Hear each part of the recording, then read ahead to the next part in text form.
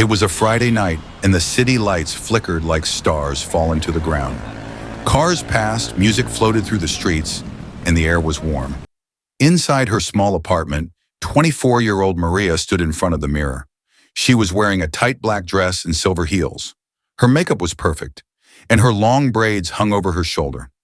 If you are new to this channel, first like this video, subscribe and hit the notification bell so you don't miss more of our interesting stories.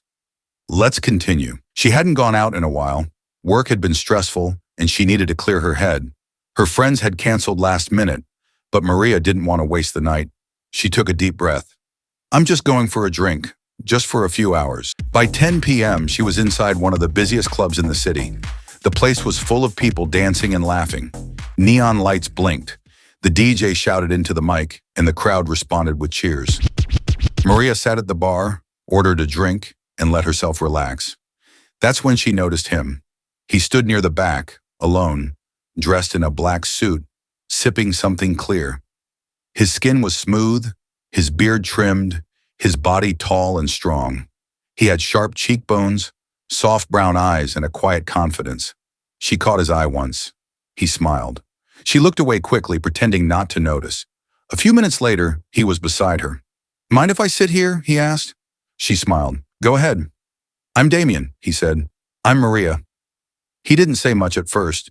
He just looked at her, like he was trying to understand who she was, like he had seen her before.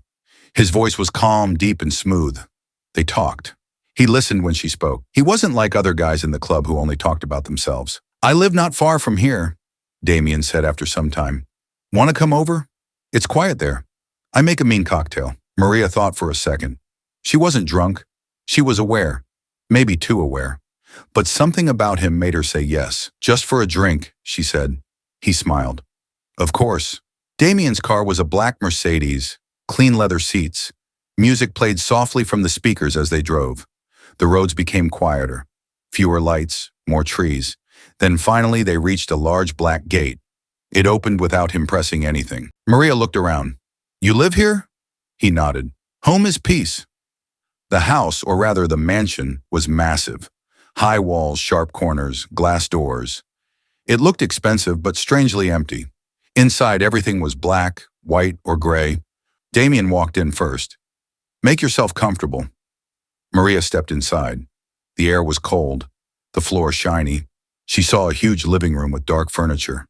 Candles were lit even though the lights worked fine. He brought her a drink in a tall glass. They sat together. He stared at her again. You have a strong spirit, he said, almost like he was talking to himself. Maria forced a smile. Thank you, I guess. Then the questions changed. Do you believe in life after death? She laughed lightly. What kind of question is that? Didn't laugh. Then something happened. The candles around the room flickered. The room became darker. And when Maria blinked, Damien's eyes had changed. They were glowing, not from light, from inside. You're not leaving tonight, he said, his voice colder now. Maria stood quickly. What do you mean? Damien rose too. His body shifted, his skin darker and smoother, almost like stone. His voice no longer sounded human. I've waited long for someone like you. Suddenly, strange symbols appeared on the walls and floor. The door she had entered through was gone. There were no windows, and Damien was not a man. He was a demon. Maria backed away, heart racing. Her hands shook. She dropped the glass. You can't do this, she said, but he only smiled. I'm not doing this out of hate. It's nature, balance. I take what the world gives, and tonight it gave me you. He moved his hand, and the symbols on the floor began to glow red. A fire lit itself in the center of the room. Maria screamed and turned to run, but there was nowhere to go. No one will hear you, Damien said, but he was wrong. Maria had a voice and she used it. She screamed so loudly it echoed through the house. She picked up a glass candle holder and threw it at him. It hit his shoulder and cracked, but he didn't bleed. Still, it distracted him. She ran into the hallway, pulling open random doors. One was locked. Another led to a kitchen.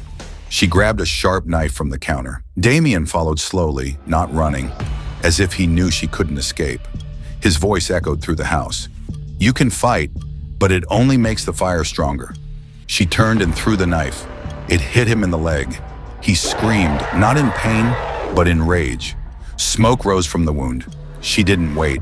She ran down another hallway, pushed open a back door, and slipped outside. The night air was cold. The backyard was massive but empty. No neighbors, no lights, just trees and grass. She ran barefoot, not looking back. Her feet cut on rocks. Her lungs burned. She didn't stop until she found a road. She waved down a car. It slowed. The driver looked confused, then let her in. "Where did you come from?" he asked. Maria didn't answer. She was shaking, dirty, bleeding, but alive. When she got home, she sat on the floor of her shower and cried. She didn't sleep that night. She didn't sleep for many nights. The secret Maria never told anyone. Who would believe her? A demon in the city? A mansion with no address? A man with red eyes and skin like stone? She tried to forget. She blocked the number he had used to call her earlier that night. She deleted her social media accounts. She changed her number. She stayed home more. No more late nights. No more drinking. She prayed. She read the Bible. She burned incense. She tried to feel clean. But it didn't end there. She started having dreams, the same one every night. She's standing in the mansion again. The fire is burning. Damien is there, sitting on the red chair. His voice echoes through her head. You can't run from what you've seen. Sometimes she wakes up sweating, other times screaming. She kept the dreams to herself.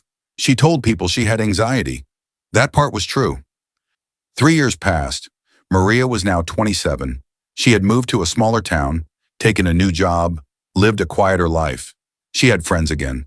Her life looked normal on the outside, but inside the memory never left. Then one weekend, her co-workers invited her out. Just drinks, they said.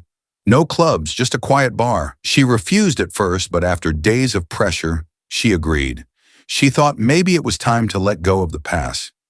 Just one night, she wore a simple dress, no makeup. She told herself, this is not like before. They went to a small bar in town. It was nothing like the club in the city. Calm music, wooden chairs, soft lights. She was starting to relax until she saw him. He was sitting at the far end of the bar, wearing a clean black suit. Same eyes, same body, same smile. He looked like he hadn't aged a day. Her blood ran cold. She dropped her drink. The glass shattered. Everyone turned to look at her. She didn't care. She grabbed her purse and ran outside. Her friends followed, confused. Maria, what's wrong? She couldn't answer. She got into a taxi and left. That night, the dream returned. But it was different. He wasn't sitting anymore. He was standing right beside her. You came back, he whispered. I'll be waiting. From that night on, Maria never stepped into another bar, club, or party. She stayed home every evening. She never went out alone. She changed her name. She moved again. People called her paranoid, but Maria knew better. She had escaped once, and not everyone gets that chance. She didn't know what Damien really was, or why he chose her, but one thing was clear. He was still out there, looking, waiting, and he never forgot.